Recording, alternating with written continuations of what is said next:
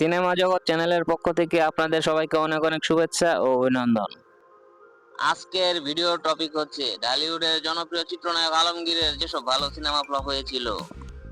এই ভিডিওর মাধ্যমে জানতে পারবেন চিত্রনায়ক আলমগীর অভিনীত ঢালিউডে মুক্তিপ্রাপ্ত 10টি ফ্লপ সিনেমার নাম এবং এইসব সিনেমা মুক্তির তারিখ, কাস্টিং, এছাড়াও এইসব সিনেমা ফ্লপ হওয়ার কারণ ইত্যাদি। তো আর কথা না বাড়িয়ে চলে যায় মূল ভিডিওতে। সর্বপ্রথম আলোচনা করব শিল্পী সিনেমা নিয়ে। I love you Runa. আমি তোমাকে ভালোবাসি, আর ভালোবাসি বলে আমি তোমাকে পেতে চাই। এই সিনেমাটি মুক্তি পায় 16 মে 1997 সালে। কাশী নজরুল ইসলাম পরিচালিত শিল্পী সিনেমাতে অভিনয় করেছেন আলমগীর, রুনা লায়লা, শাহনাজ, দোদুল সহ আর অনেকে। এই সিনেমায় চমৎকার 3টি গান রয়েছে। একটি হচ্ছে এই সিনেমার টাইটেল সং শিল্পী শিরোনামের গান।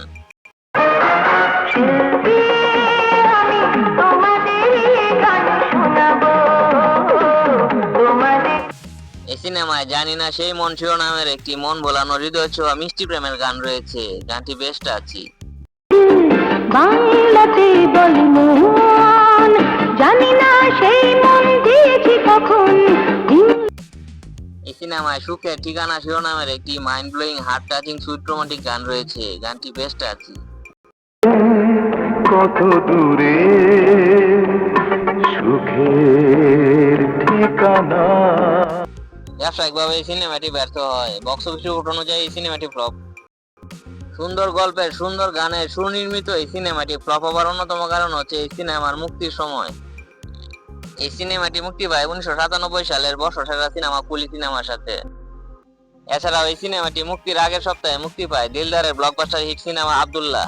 এই দুই সিনেমা দাপটে মূলত এই সিনেমাটি ফ্লপ হয়ে যায়। এখন আলোচনা করব বাপের টাকা সিনেমা নিয়ে। তুমি যদি আমার কথা মেনে না নাও, তাহলে আমি বাধ্য হব তোমার খরচের সমস্ত টাকা বন্ধ করে দিতে। টাকা বন্ধ করে দেবে? এই সিনেমাটি মুক্তি পায় 20 ফেব্রুয়ারি 1998 সালে। এজ এ মিন্টু পরিচালিত বাপের টাকা সিনেমাতে অভিনয় করেছেন আলমগীর, অমর সানি, মৌসুমী সহ আর অনেকে। এই সিনেমায় তোমাকে পেয়েছি শিরোনামের একটি মন ভোলানো হৃদয় ছোঁয়া অসাধারণ গান রয়েছে। গানটি বেস্ট আছি। তোমাকে পেয়েছি আর কিছু। ব্যবসায়িকভাবে এই সিনেমাটি ব্যর্থ হয়। বক্স অফিস রিপোর্ট অনুযায়ী এই সিনেমাটি ফ্লপ। সুন্দর গল্পের সুনির্মিত এই সিনেমাটি ফ্লপ হবার অন্যতম কারণ হচ্ছে অমর সানি মৌসুমী জুটির জনপ্রিয়তা হারানো। অমর সানি মৌসুমী জুটি বিয়ে করার পর বাস্তব জীবনের এই জুটিকে দর্শক আর পর্দায় গ্রহণ করেনি। এই সময় এই জুটির বেশ কিছু ভালো সিনেমা ফ্লপ হয়ে যায়। তেমনি একটি ভালো সিনেমা হচ্ছে বাপের টাকা। এখন আলোচনা করব বাসর ঘর সিনেমা নিয়ে। তোমাকে তোমাকে আমি ভালোবাসি বকুল। ভুল করেছেন। না বকুল, ভুল করি। এই সিনেমাটি মুক্তি পায় 22 এপ্রিল 1983 সালে। জাকারিয়া হাবিব পরিচালিত বাসর ঘর সিনেমাতে অভিনয় করেছেন শাওন, আলমগীর, ইলোরা সহ আর অনেকে। এই সিনেমায় চমৎকার 2টি গান রয়েছে। একটি হচ্ছে ফুলে ফুলে বাসর শিরোনামের গান। ফুলে ফুলে বাসর শুধু সাজিয়ে গেলাম। এই সিনেমায় ফুল দিয়েছো তুমি শিরোনামের একটি অসাধারণ মন ভোলানো হৃদয় ছোঁয়া সফট রোমান্টিক গান রয়েছে। আমায় ফুল দিয়েছো তুমি, ওগো কাঁটা দিও না। ব্যবসায়িকভাবে এই সিনেমাটি ব্যর্থ হয়। বক্স অফিস রিপোর্ট অনুযায়ী এই সিনেমাটি ফ্লপ। সুন্দর গল্পের এই সিনেমাটি ফ্লপ হবার অন্যতম কারণ হচ্ছে পরিচালকের ব্যর্থতা। পরিচালক এই সিনেমার গল্প পর্দায় যথাযথভাবে উপস্থাপন করতে পারেননি, যার কারণে এই সিনেমাটি দর্শকদের হৃদয় ছুঁতে পারেনি। তাই এই সিনেমাটি ফ্লপ হয়ে যায়। এখন আলোচনা করব লাল বেনারসি সিনেমা নিয়ে। দুটি মনের মিলনের চেয়ে বড় কিছু নেই। আমি তোমার বর, চলো এবার ঘর। এই সিনেমাটি মুক্তি পায় 4 অক্টোবর 1991 সালে। সৈয়দ সালাউদ্দিন জাকি পরিচালিত লাল বেনারসি সিনেমাতে অভিনয় করেছেন আলমগীর, রোজিনা, অমিত হাসান, শাওন, প্রিয়া সহ আর অনেকে। এই সিনেমায় এই প্রেম শিরোনামের একটি চমৎকার মিষ্টি প্রেমের গান রয়েছে।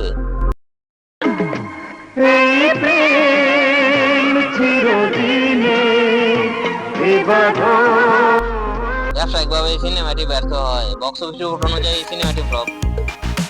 সুন্দর গল্পের সুনির্মিত এই সিনেমাটি ফ্লপ হওয়ার অন্যতম কারণ হচ্ছে এই সিনেমাটির মুক্তির সময়। এই সিনেমাটি সে বছরের বর্ষসেরা সিনেমা চাঁদনী সিনেমার সাথে মুক্তি পায়।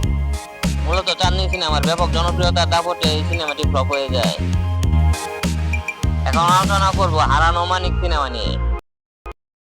কি করিসনি তাই বল। তোর ছাড়েন তো। ছাড়েন তো, হাতের মুঠো চাপ পেলে কেউ ছেড়ে দেয়? ছড়িয়ে এই সিনেমাটি মুক্তি পায় 29শে ডিসেম্বর 1978 সালে। মতিউর রহমান পানু পরিচালিত হারানো মানিক সিনেমাতে অভিনয় করেছেন আলমগীর, ববিতা, বুলু আহমেদ, রোজিনা সহ আর অনেকে। এই সিনেমায় চমৎকার দুটি গান রয়েছে, একটি হচ্ছে ওরে ও দুষ্টু কোকিলা শিরোনামের গান। ওরিও দুষ্টু কোকিলা, কেন আড়াল থেকে ডাকি সমন করে। এই সিনেমায় কোথায় যাব বন্ধু শিরোনামের একটি মন ভোলানো হৃদয় ছোঁয়া মিষ্টি প্রেমের গান রয়েছে। কোথায় যাব বন্ধু বলো, কোথায় আমার ঘর। ব্যবসায়িকভাবে এই সিনেমাটি ব্যর্থ হয়। বক্স অফিস রিপোর্ট অনুযায়ী এই সিনেমাটি ফ্লপ। সুনির্মিত এই সিনেমাটি ফ্লপ হওয়ার অন্যতম কারণ হচ্ছে এই সিনেমার গল্প। এই সিনেমার গল্প দর্শকদের হৃদয় ছুঁতে পারেনি, যার কারণে এই সিনেমাটি ফ্লপ হয়ে যায়। এখন আলোচনা করব স্নেহের বাঁধন সিনেমা নিয়ে। আসবে বলে কত না আয়োজন, সবকিছু বৃথা হয়ে গেল, মিথ্যে হয়ে গেল। রাজা চৌধুরী আজ নিঃস্ব, বেঁচে থাক। এই সিনেমাটি মুক্তি পায় 6ই জুন 1997 সালে। মতিন রহমান পরিচালিত স্নেহের বাঁধন সিনেমাতে অভিনয় করেছেন শাবান আলমগীর, অমর সানি, মৌসুমী সহ আর অনেকে। ব্যবসায়িকভাবে এই সিনেমাটি ব্যর্থ হয়। বক্স অফিস রিপোর্ট অনুযায়ী এই সিনেমাটি ফ্লপ। সুন্দর গল্পে সুনির্মিত এই সিনেমাটি ফ্লপ হওয়ার অন্যতম কারণ হচ্ছে অমর সানি মৌসুমী জুটির জনপ্রিয়তা হারানো। অমর সানি মৌসুমী জুটির বাস্তব জীবনে বিয়ে করার পর বাস্তব জীবনে এই জুটিকে পর্দায় দর্শক আর গ্রহণ করেনি। এই সময় অমর সানি মৌসুমী জুটির বেশ কিছু ভালো সিনেমা ফ্লপ হয়ে যায়, তেমনি একটি ভালো সিনেমা হচ্ছে স্নেহের বাঁধন। এখন আলোচনা করব ঘর দুয়ার সিনেমা নিয়ে। তোমাকে ছাড়া একটা রাতের জন্য মাত্র, জানি তোমার কষ্ট হবে। কষ্ট কি তোমার হবে না? হবে। এই সিনেমাটি মুক্তি পায় 21শে এপ্রিল 1995 সালে। আবুল বাশার পরিচালিত ঘর দুয়ার সিনেমাতে অভিনয় করেছেন শাবান আলমগীর, আসিফ ইকবাল, সোহানা, মারুফ, রেবেকা সহ আর অনেকে। এই সিনেমায় চমৎকার দুটি গান রয়েছে, একটি হচ্ছে তোমার আব্বাকে বলো শিরোনামের গান। তোমার আব্বাকে বলো, আম্মাকে বলো, তোমার বিয়ের বয়স যে হলো। এই সিনেমায় তুমি আশা ভালোবাসা শিরোনামের একটি মন ভোলানো হৃদয় ছোঁয়া গান রয়েছে। গানটি খুব জনপ্রিয়তা পায়।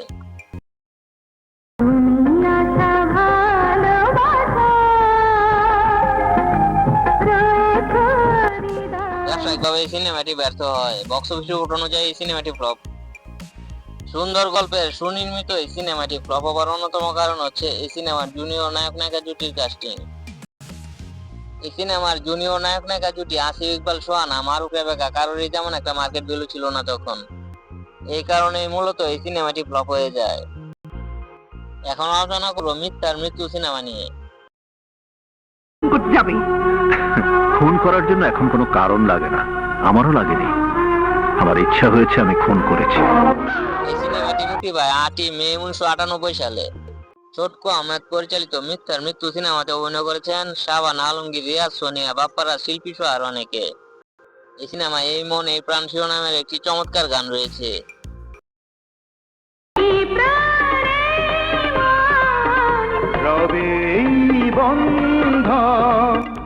ব্যবসায়িকভাবে এই সিনেমাটি ব্যর্থ হয়। বক্স অফিস রিপোর্ট অনুযায়ী এই সিনেমাটি ফ্লপ।